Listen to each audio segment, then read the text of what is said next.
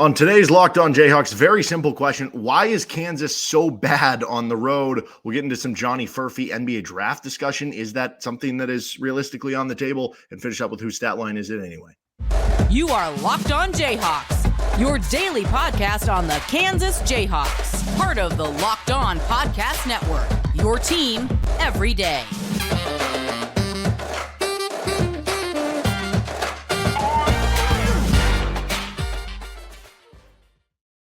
I'm Derek Johnson. You can hear me as well Monday through Friday from 3 to 6 p.m. on KLW and Lawrence, at least for the rest of the week. He's Nick Schwerdt. Give him a follow at Nick_Schwerdt. Find me on social media at DJohnsonRadio. You can catch this podcast, Locked On Jayhawks, anywhere you get your podcast for free, including on our YouTube page. And on today's episode, KU's road struggles continue. They lose at Kansas State in Manhattan. And on top of that, for KU, they now dropped their fourth conference game. This is just the third time they've had at least 4 losses through the first 10 games of Big 12 play. We'll get into some Johnny Furphy talk. It was obviously at an all-time high after the Houston game, maybe an all-time low since he's been a starter after the Kansas State game. And we'll finish up with whose stat line is it anyway. First, this episode of the show is brought to you by Gametime. Download the Gametime app, create an account, and use code LOCKEDON for $20 off your first purchase with Gametime. So very simple question, Nick, on the first side of things. Why is Kansas so bad on the road? Is this just something that you find to be plaguing everyone in college basketball? Is this something that you think you can point to? Is there any rhyme or reason? Why do you think this is happening? Were you you weren't at the game on Monday, were you? Were you watching on TV? Yes. So did you catch the point at the end of the game when Jay Billis was talking about this, when he was talking about good teams, top 25 teams or top 10 teams losing to unranked teams? And he said, quote, "We've never seen anything like this in college basketball," which I always laugh that this, like in college basketball, has a lot of tropes that people like to recite, which is, oh, it's wide open. It's wide open this year. You know, we've never seen anything like this. There's so much parity, Derek, there's so much parity in college basketball. And now that's becoming the line this season, which is we've never seen it in 150 years of college basketball. This is unlike anything we've ever seen. I don't know if that's necessarily true. I think we just I have a stat for you. It's kind of interesting. This is from Opta Stats. After Kansas State's win over number 4 Kansas, there have now been 26 wins by unranked teams over AP top 10 teams in the last 31 days. That is the most such wins over any 31-day span since the poll expanded to 25 teams back in the 1989 to 1990 season. So what you're telling me is we've never seen anything like this in college basketball. It's true. It's true. Maybe there's a reason people are saying it. No, but you're right. I feel like it's been wide open. There's no dominant team every year since maybe, I don't know, the Kentucky undefeated team. Maybe there's been a year or two since then. I don't know. Well, okay, so I when I look at these 4 road losses, UCF, West Virginia, Iowa State, and then K-State the other night, I almost separate them into 2 halves. I think the UCF game and the K-State game belong in their own grouping, and the West Virginia, Iowa State game belong in their own grouping. Because the West Virginia and Iowa State game, I didn't think KU played that bad in either one of those games. It's the other team shot the lights out. I think West Virginia made 12 threes. Iowa State made 14. And that's kind of the thing that we always talk about with KU. You're going to get the other team's best shot on the road. It's the biggest game of the year for them. Those guys are amped up and they execute, right? You hit a bunch of threes. How many times has KU's season ended in March because the other team got hot from 3 and KU couldn't keep up with them? This team specifically, however, I think is not suited to combat that. Like you can have the other team go off from 3, but if you're a super efficient team and you're just the better team, which KU has been in all 4 of those losses, you can find a way to get past and sneak out of there with a win. This team hasn't been able to do that. K-State and UCF, I didn't think either one of those teams played particularly well, especially the K-State game the other night. Like that was an ugly basketball game. I think I said to my fiance at one point, this isn't even a battle of who's going to win. It's who's going to suck less. Which team is not going to be quite as bad as the other team down the stretch and escape with a win? And that was K-State. So it's tough for me to like sense a theme, an overarching theme that is plaguing Kansas in these 4. I think the other night, you just saw on offense for KU, what every team is going to try and do is collapse on Hunter Dickinson. He's able to score out of it sometimes because he's one of the best players in basketball. But aside from that, they just had no offense. Kevin had a bad night. Furphy couldn't hit any shots. It's just stagnant, man. Like somebody will try and drive into the lane. They'll run a little bit of motion at the top of the key. DeJuan will take 2 steps in the lane. Oh, nothing there. Desperation, heave it back out to 35 feet. Okay, now it's Johnny's turn. He's going to try and they just kind of do that over and over again. It's really bad to watch because none of those guys are really adept at going and getting their own shot. And I felt like possession after possession, that's what we saw from them on offense. K-State made a couple big shots down the stretch. That was the difference in the game. I know it feels like a cop-out answer, but I mean, are you seeing anything that seems to be constant in all these losses? I think there are 2 things, but I want to preface this by saying you look at Bart Torvik and you point to the numbers of since Johnny Furphy became a starter, which would go back to January 13th in the Oklahoma game. From that point on, Kansas has been a top 5 team in college basketball. They rank 4th on the offensive side of the ball. Now, I do agree with you. They don't really have the guy who can create his own shot, and I think that is part of it.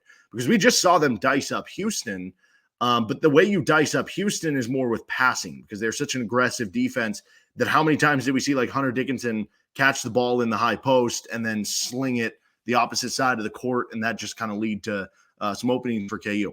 When the going gets tough at the end of a game in a close game, and this is usually what happens when you're on the road.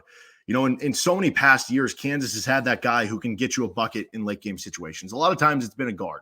You think of Sharon Collins and Frank Mason and Devontae Graham, some of the great ones to do it in Bill Self's time.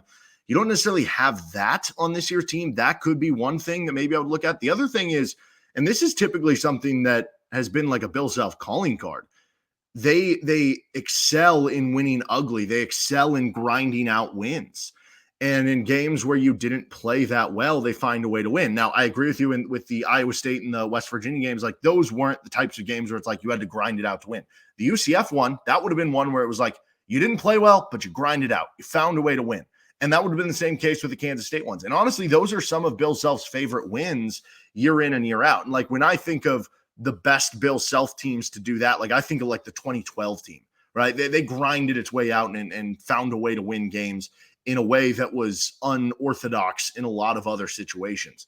And this team just hasn't been able to figure that out. And I don't know if that's something that they can figure out. Is that something that the personnel just does not allow them to? Because that's where I'm kind of struggling with this. Like when I look at some of maybe the KU teams that had bigger doubts that still went on tournament runs in March. I know the 2018 team had a 1 seed, but still that team had a lot of doubts, but they were just so elite on the offensive side of the ball.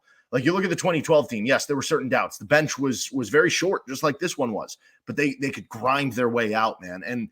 And that's the thing where I'm coming to with this one. I'm like, well, you know, this one offensively is probably actually better than now that Furphy's in the starting lineup. The 2012 team was offensively. Like the bench is just as short. The defense is better than that 2018 team was, you know, but like it's the lack of calling card and the lack of one thing that they can just count on and be like, that's going to take us over the top, I guess. So I know what you mean by calling card. I would argue that simply having Hunter Dickinson is a really good calling card. Like it's about as consistent as anything, you know, this side of Zach Edey in college basketball. Giving Hunter Dickinson the ball, right? That's going to net you a lot of good offensive possessions. You touched on a couple of things there. First off, with the bench, any of those teams who had that guy at the end of the game who could go and get you a shot, but they also had the bench. And I think when you talk about margin for error for this team, like Monday night, Kevin McCullough, maybe the worst game of the season for him, bad game for DeJuan. Hunter was asked to do a lot. When those guys have off nights, there is no Remy Martin to come off the bench. There is no, you know, Christian Brown 2020, Marcus Garrett 2018, Svi and Brandon Green 2006. All of those teams had Silvio 2018, the year they go to the national championship. You had to have him in that Elite Eight game versus Duke or your season is over. And I think so many great wins, whether it be regular season or postseason during the Bill Self era, have included a guy coming in. Maybe it's only 4 points, right? Maybe it's a big guy. Maybe it's Mitch Lightfoot coming in and giving you 6 points and 4 rebounds in 12 minutes. But that was the difference. You got a little bit of spark from the bench, and that was the difference because you had an off night and you got picked up by somebody giving you some clutch minutes down the stretch. This team does not have that. If the starters have an off night, it's done. There's no grind it out unless they are just able to like find something, that extra gear down the stretch themselves. But when you have an off night, that's kind of the point, right? You're having an off night. You're just not going to find it. Like I thought there was a point late in that K-State game. I think it was when Kevin had the turnover when he stepped out of bounds. They kind of showed him and he looked like a guy who just knew this ain't it for me. Like this isn't my night. I want to get he looked like a guy who just wanted to get out of Manhattan and go back to Lawrence. And I get it. It was a rough night. Couldn't hit a shot. Couldn't hit a layup. Couldn't hit a free throw. This team doesn't have any break glass in case of emergency player or spark off the bench. And I think that just makes their margin for error so razor thin. Those starters have to be on their A game every single night because, yeah, we can look at K-State or UCF and say, those are kind of pushovers. And they are in the scheme of the Big 12, but you look at other conferences, like there are teams who aren't even going to sniff the NIT. Like these are still quality opponents at the bottom of your conference. And with K-State, you know this as well as anybody. Like, doesn't matter how bad K-State is. They come off their worst game. You're coming off your best game. You know you're going to get their best shot in their building when that place is juiced. So I just think the margin for error of this team is so razor thin. And with 8 games to go, there's really not a ton of indication that that's going to change at all. All right, he's Nick Schwartz. I'm Derek Johnson. We're going to continue on with some Johnny Furphy talk on this episode of Locked on Jayhawks in just a moment. First, we're brought to you by Gametime. Buying tickets to your favorite sporting event should not be stressful. And with Gametime, you can have the fast and easy way to buy tickets for all your sports, music, comedy, and theater near you. Perfect if you're a procrastinator because you can get the tickets the same day of. They have last-minute tickets, and their best price guarantee means you can stop stressing over the tickets and start getting hyped for all the fun that you're going to be having at whatever sporting event you might be going to. They have flash deals and last-minute tickets. Easy to find and buy tickets for every kind of event in your area. You get the images of the seat views. Right now, you can get into the Baylor game as low as $112. And if you do that, you can even save yourself $20. Snag the tickets without the stress of Gametime. Download the Gametime app, create an account, and use code LOCKEDON for $20 off your first purchase. Terms apply. Again, create an account and redeem code LOCKEDON for $20 off. Download Gametime today. Last-minute tickets, lowest price, guaranteed. So Johnny Furphy has been sweeping the nation with some of his recent play. He obviously just had his worst game as a starter, just 4 points against Kansas State. And KU certainly could have used maybe a made 3 or something in that game. But very completely opposite ends because if you go back to the Saturday game against Houston, he was electric and was really a game changer with his ability to hit shots from the outside for KU. I think he adds so much to the offense since coming in for Marco Jackson. When you just have the three-point shooting, when you have somebody else that can open up the floor for guys on the inside because he has to be respected out there. When you look at even the rebounding, I know he's had a couple plays where, you think of West Virginia, K-State games late where he gives up an offensive rebound, but overall he is still a better rebounder than you're getting with Marco Jackson. Gives you more length and all sorts of other stuff out there for him. But this has been kind of a burgeoning conversation of late of if this is going to be Johnny Furphy's only year here in Lawrence. And I know some people have kind of brought up over the last week too, the idea that with NIL being from Australia, there's some weird rules in the US where if you're not from America, you cannot get NIL money while you are here, which is why we've seen Zach Edey. They played a random game in Toronto this past year so that they could get him money while he was there. Oscar Tshiebwe had games in Puerto Rico or something during the offseason this summer so that could happen for him. I would imagine that the KU has already planned and thought of that ahead. But anyway, as far as you think of Furphy being an NBA draft prospect, having the potential to go pro after this year, do you think that is ludicrous? Do you think it is a real possibility? Oh, it's definitely a real possibility. I think oftentimes it's sort of plug it into the calculator. Will you be drafted 13th or higher? Yes. Okay. You're probably going. Are you a late first round pick? Are you a fringe first round pick? Okay. Maybe you consider coming back for another year, improving that stock, becoming a lottery pick. I think it's pretty obvious at this point that if you are in a lottery pick, you are a team is using a high value draft pick on.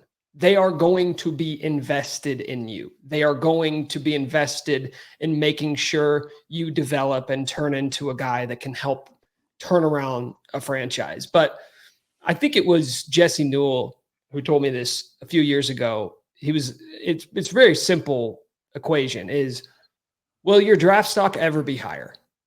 Like a guy like Christian Brown 2 years ago, KU wins the title. He wasn't a lottery pick, but all of a sudden, strong March run, face of an NCAA championship team, first round pick. Yes. Coming back for your senior season is not going to turn you into a lottery pick. This is as high as your draft stock's ever going to be. Go capitalize on that. Johnny Furphy's a freshman. If he's the 17th overall pick, if he's the 22nd overall pick, I think you could make a strong case that coming back for another season, right? Getting in the weight room, developing, taking on more of a leadership role, taking on, more of a go-to role in the offense. I think there's a legitimate case that he could turn into a lottery pick, a top 10 pick, because what is there that's not to like? He's 6'9". He's shown, like you said, pretty good ability to go and get the ball. He's just kind of a smart player. He's a really good shooter. If you're an NBA team, what part of that are you not signing up for, right? Yeah, I think there's still some things that he could show. I mean, the defensive end of the court. I think everything is there that why can't he at least be an average defender? You're talking about a good athlete. Now, some guys are better up and down athletes. Maybe he's not a good lateral athlete, which that's more defense. But he seems to be a good athlete. He's long, he's lengthy, and he seems to try hard. Like those three things, usually you turn into at least an above average defender there. The shooting, like you said, I think he needs to show more off the dribble. Like, can you create? But that could come with coming back next year. What I would say, one thing on the defensive side, and I don't know how much you've paid attention to this, but Grady Dick, obviously McDonald's All-American last year, he ends up being a lottery pick, and he's had a rough go of things in Toronto, and they sent him down to the G League, and then they brought him back up, and then they sent him back down, and the whole thing with him has been working on his body because he got to the league and they realized, oh, wow, you're getting pushed around. You're getting manhandled. You're way too skinny to play in the NBA. And Grady Dick was like about 200 pounds, soaking wet. It's about what Johnny Furphy's at. So I think some teams may say, okay, well, we can get you in a weight room. Like we can work on your body here, but it may cost you in draft stock. Like, we're not really sure if you have the physique, if you're physical enough to play in this league. Well, you come back to Kansas for another year, you put on 10 pounds muscle, you're 220, you're playing more physical, you're taking contact, you're finishing through contact inside, you're not getting pushed off your spot on the perimeter. All of a sudden, that makes you a much more attractive draft prospect. Yeah, and I guess I've still been pumping the brakes because as much as I can see it, and I think from a long-term perspective, he is KU's best NBA draft prospect on the roster. I remember doing this with Ochai Agbaji. You remember when they pulled his red shirt, and it was a little bit different, but he comes out. He had some nice flash plays in the early going, maybe scoring 7-8 points in the first few games. And then maybe a month into him pulling the red shirt, he has that game against Texas where he scores like 24 points, and I think he had another 20-point game in there. And there was a conversation. It was like, wow, is this guy? He's super athletic. He's a wing. He can shoot it a little bit. Like this guy might be a one and done right away. Turns out he was a 4-year player. I'm not saying that's going to happen with Johnny Furphy. I actually tend to believe that if Furphy comes back for year 2, even though you could have DeJuan and KJ back, even though you could have Hunter Dickinson back, it would not surprise me at all. Sophomore Johnny Furphy was KU's best player, and he was their All-American candidate, and he even led them in points per game, maybe not with Hunter Dickinson. So none of that would surprise me. But I guess point being, like, I am still kind of pumping the brakes on it because this is the true test right here. We see it with freshmen. There's a wall. There's an adjustment that has to be made. And maybe this was the start of it with Kansas State. So what are we going to see from here? Are we going to see very next game he goes for 20 against Baylor with College Game Day? Maybe then you start talking about, okay, he is learning on how to adjust to the adjustment. But what if we do see a handful more of games in a row where he does have 6, 7, 8 points? I want to ask you something. You don't necessarily have to answer it now. Maybe we can discuss. You can give me your answer next week. You can ruminate on this, but like talking about Grady Dick. Okay, I know I'm comparing two skinny white guys who shoot threes with nice hair. Is Johnny Furphy better than Grady Dick was? I'll answer this quick. I actually think the answer right now is no. And I know there is this prisoner of the moment situation. Here's what I keep coming back to. If You've thought Dick, about this. Yes, I have. If Grady Dick had the luxury of playing with Hunter Dickinson, how many more or how much better would the 3-point percentage be? How much more consistent would he be? Because if you remember, there was that stretch in Big 12 play where teams started face guarding him, and it had a real impact on his consistency game in and game out, where certain games he might have 4 points or something like that. If he had Hunter Dickinson in the post where Bill Self could just run same side actions with him, don't you think that he would have just been even more lethal? Yeah, probably. I think Grady was so good at getting to his spot and just like being ready to shoot. There was an aggression level, a confidence level that he had. Like if you could take Johnny's skill set and just give him a little bit of Grady's swag, yeah, maybe that's the separator. Because I think from an energy standpoint, from like a rebounding standpoint, I think Johnny's a little bit better, but you're right. Prisoner of the moment, like we forget, like Grady Dick wasn't just another dude. You know, he's one of the best shooters in the country. Yeah. All right, let's finish up. Whose stat line is it anyway? I got an interesting one on this episode of Locked On Jayhawks. First, we are brought to you by FanDuel Sportsbook. Happy Super Bowl to all who celebrate from FanDuel, America's #1 sportsbook. If you're like me, Super Bowl Sunday is all about scoring the best seat on your couch, grabbing your favorite football snacks, placing some super bets. Got to get the buffalo chicken dip. Got to make sure you get that primetime spot to get to your Super Bowl spot early enough. And with FanDuel, they have so many ways for you to win during the Super Bowl. You can grab 1 dub, 2, 3, however many. Obviously, bet responsibly. But not only can you bet on who will win Super Bowl 58, FanDuel also has bets for which players are going to score a touchdown, how many points are going to be scored, and so much more. Get in on some other action. College basketball, we'll get the waste management going on this week as well with the PGA Tour. New customers join today, and you'll get $200 in bonus bets if your first bet of $5 or more wins. Just visit FanDuel.com/lockedon. Sign up today. That's FanDuel.com/lockedon. Make every moment more with FanDuel, an official sportsbook partner of the NFL. Finishing things up with whose stat line is it anyway? And this is going to be more of a list question. I only have one for you, but it includes a handful plus of players. So here's the question for today. There are 7 player seasons, so individual seasons. They're all different players, so you don't have to worry about that. But basically 7 players in the Bill Self era who have played 10 or more minutes per game. And all of these players played 20 or more games too. So it's not somebody who was like, a walk-on who happened to play 20 minutes one game. 10 or more minutes per game, shoot below 40% from the floor, and below 31% from three. So all 3 of those things, 10 plus minutes per game, below 40% shooting, below 31% from three in the Bill Self era. You want to go through this and try to get the 7 players. And I think there's maybe an interesting bit of information at the end here. Below 40%. So basically, we're talking about guys that played a lot, but they didn't really contribute a whole lot to the team. Is that what we're getting at? Basically, struggled shooting the ball, struggled with efficiency. Okay, first one that comes to mind. I'll say this too. All of these players are in the last decade. Okay, that helps. First player, just off the top of my head that comes to mind is Charlie Moore. Is Charlie Moore on the list? That is right. Sophomore year, Charlie Moore, which was his 1 year at KU, was the 2018 to 2019 season. Yes, he is one of them. Okay. Last decade, so that would take me back to 2014, which would have been the Wiggins Selden year. Part of me wants to say Carlton Bragg, but like just because he was a big guy, I'm assuming he shot above 40% from three. Did all these guys like shoot? Are all these guys shooters? Or like, is this kind of a trick question where like they could have taken 0 threes? I'll say this. There was one in the 2014-15 season that you might not think of, but then when you start realizing the context, it makes more sense. 2014-15, that would have been Oubre. Who else was on that team? It would have been Devontae's freshman year. That wouldn't apply to him. Would have been Svi's freshman year. Svi wasn't that good but he didn't play enough, did he? Oh, Wayne Selden. You actually worked by it. Svi was one of them, but okay. he was 16 years old. So, like, that one makes sense. But that's what I'm maybe doing more with than Furphy others. now too. Like Furphy's 18, but like the worse he plays, the younger I make him. Like he had a bad game versus K-State. I'm like, well, he's 11 years old. Like, what do you expect from the kid? For all we know, he's like 20. And he's just but anyway. Okay, So okay. those are two of them. I'll give you a hint on another. So Selden did not qualify. No, Selden did not qualify here. Okay.